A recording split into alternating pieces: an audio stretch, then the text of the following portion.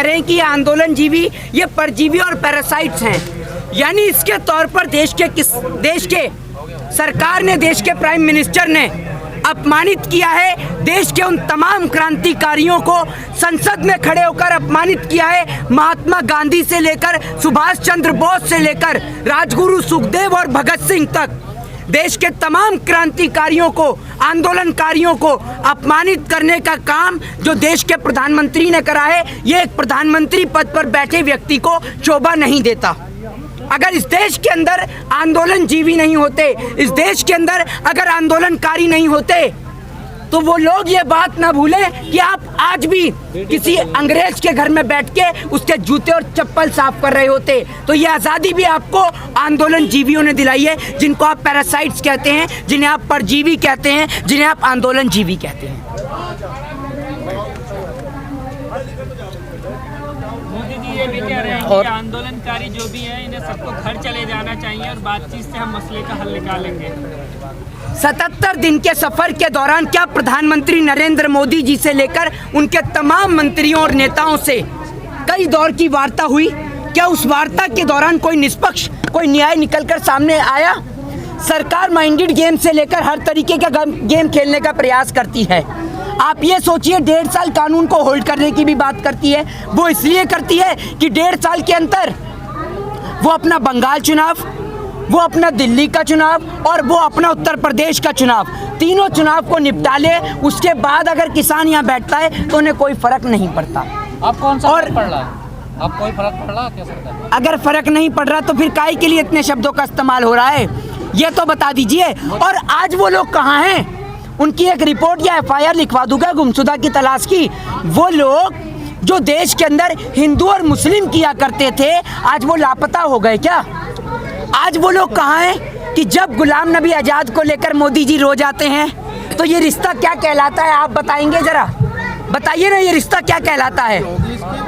बताइए क्यों रो रहे हैं गुलाम नबी आज़ाद को लेकर?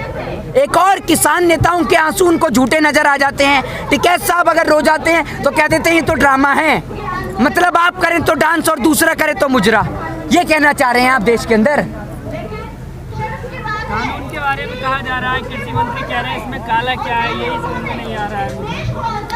आप समझिए बात को, हम सारे परजीवी हैं, हम खालिस्तानी हैं, हम आतंकवादी हैं, हम टेररिस्ट हैं। सारे के सारे किसान तो पार्लियामेंट में पहुंच गए।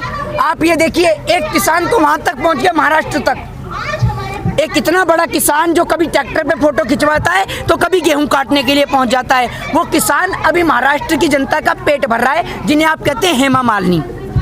वो हेमा मालिनी जिन्होंने अपने घर के पहले फ्लोर पे गन्ना उगा रखा है, दूसरे फ्लोर पे मक्का उगा रखा है और तीसरे फ्लोर पे ज्वार उगा रखा है, वो ही है सबसे बड़े किसान। आप और हम तो सारे आंदोलनकारी हैं, हम आंदोलन जीवी हैं, हम पैरासाइट्स हैं। और आपके वो कहाँ गए वो विदेश जीवी जो इस मामले के बीच में बोलते हैं? अक्षय कुमार जिनकी कनाडा की सिटीजनशिप है, आपके वो सलवार जीवी, 2.25 आँख वाले बाबा रामदेव, वो कहाँ गए? आपके भाषण जीवी, सबको पता है भाषण जीवी कौन है, सलवार जीवी कौन है और विदेश जीवी कौन है, पूरा देश जानता है। तो आप तो निम्न प्रकार के जो जीवी हैं, आप एक बात बताइए, जो आप ऐसे शब्दों का इस्तेमाल कर रहे हैं, ये आपको शोभा देता है?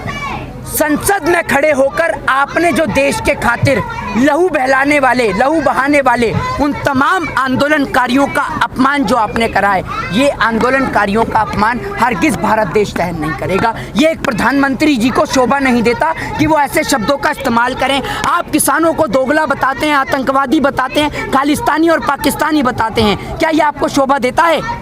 मेरे ख्याल से तो शोभा नहीं देता। तो फिर आंदोलन के विरोध में जो आंदोलन हुए हैं या फिर किसानों के आंदोलन हुए, उसके सामने जो लोग सामने आकर खड़े हो जाते हैं विरोध के लिए, वो भी लोग आंदोलन करते हैं। इससे पहले से एक आंदोलन, उसके विरोध में आंदोलन, तो वो कौन लोग हैं? अरुण भाई, मेरे भाई, एक बात को आप समझिए, आपने प्रश्न तो खड़ा कर दिया। इस बात को तो आप सोचिए कि जैसे किसानों का आंदोलन चल रहा है, आप एक बात बताइए, आप अस्पताल में अगर आपको कोई दिक्कत है तो अगर आपके पाँव में चोट लग गई, आपको पट्टी कराने जाना है और एक दिन अगर पट्टी नहीं हुई तो दूसरे दिन पे तो जाएंगे। तो वो दिन कहाँ गए वो लोग जो एक दिन आकर लापता हो जाते हैं? क्योंकि वो किराए पे लाए गए और भाड़े पे लाए गए। भाजपा के समर्थक और सपोर्टर्स थे जिनको जितना पैसा मिला वो सिर्फ ज़्यादा नहीं, मैं आपको बताता हूँ, उनकी सिर्फ औकात सिर्फ इतनी सी है एक 500 के नोट की।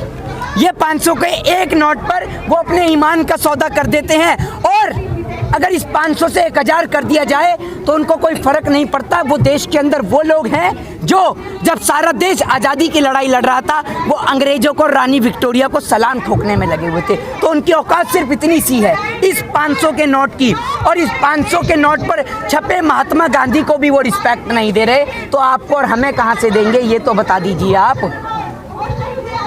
अच्छा, मोदी जी कहते थे कि सौगंध मुझे इस मिट्टी की, मैं देश नहीं बिकने दूंगा, तो इसको क्या सोचते हैं आप, क्या देखते हैं? आप ये समझिए, आप बात नहीं समझते मोदी जी की। मोदी जी उस आवारा बेटे की तरह हैं जो कहता है कि वो गाड़ी का स्टीयरिंग बेच देता है, गाड़ी का गियर बेच दिया, गाड़ी की सीटें बेच दी, गाड़ी के ऊपर की छत बेच दी, लेकिन वो कहता है मैं गाड़ी नहीं बिकने दूंगा। अबे तूने गाड़ी में कुछ छोड़ा भी है? रेलवे से लेकर एयर इंडिया से लेकर BSNL से लेकर MTNL तक देश की तमाम सरकारी संपत्तियां बेच दी। अब क्या जब तक हमारी किडनियों को बेचने का बजट नहीं लाएगा तब तक शांति नहीं बैठोगे क्या आप? ये बता दो ना आप मुझे। मोहित भाई, आप जी कह रहे थे कि वो सरकार का आदमी है सिद्धू। अगर वो सरकार का आदमी होता तो सरकार उस पर इनाम क्यों रखती, सरकार उसे गिरफ्तार क्यों करवाती? आज वो कह रहे हैं कि मैंने किसानों को बहुत समझाया उस समय, लेकिन मेरी कोई माना ही नहीं है। आप तो सरकार की वकालत करेंगे ही, आप तो कह देंगे कि कुलदीप सिंह सेंगर भी सरकार का आदमी नहीं है, वो तो MLA किसी और पार्टी का था, भाजपा का थोड़ी था। आप कहिए ना, क्यों नहीं कहते इस बात के लिए? सन्नी देओल के लिए प्रचार करने आप तो नहीं जाते, क्यों? आप क्यों नहीं जाते प्रचार करने के लिए?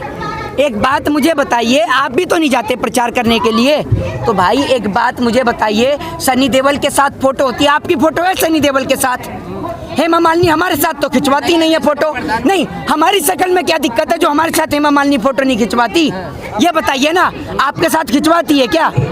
लेकिन दीप सिद्धू के साथ खिंचवाती है, सनी देओल भी खिंचवाता है, अमित शाह भी खिंचवाते हैं, तो आपके साथ क्यों नहीं खिंचवाते? आप तो पत्रकार हैं, आप मिले हैं कभी अमित शाह से? प्रधानमंत्री के साथ गुलाम नबी आजाद की भी फोटो है, तो क्या बीजेपी के हो जाएंगे? क्या वो बीजेपी के हो जाएंगे? तो एक बात मुझे बताइए, गुलाम नबी आजाद ने या प्रधानमंत्री ने कभी कहा है कि गुलाम नबी आजाद मेरा भाई है, इसको साथ में बिठाऊंगा? अगर आपका भाई है तो गृह मंत्री अमित शाह को हटाकर उसी को बना दीजिए ना, अगर आपका भाई है तो बताइए ना, कहा है कभी? आपको अगर सरकार की वकालत करनी है तो आप कर सकते हैं, क्योंकि सावन के अंधे को हर जगह हरा ही हरा नजर आता है, और आप वही सावन के अंधे हैं।